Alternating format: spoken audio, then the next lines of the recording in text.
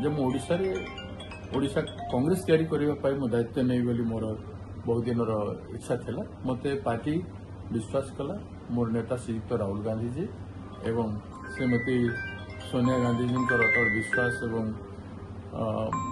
श्रीयुक्त खड़गे जी मो प्रति विश्वास पाई आज ये निष्पत्ति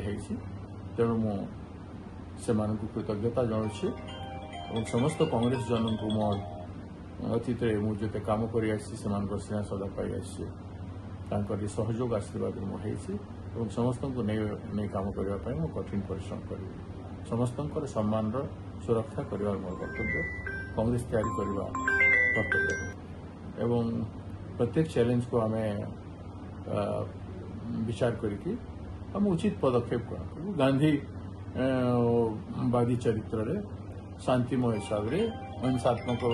विचारधारा को धरिकी व्यापक संगठनात्मक कार्यक्रम हम प्रत्येक नैरेटिव को लेकिन इश्यू को लेकिन एवं आसंता दिन में कांग्रेस तैयारी कर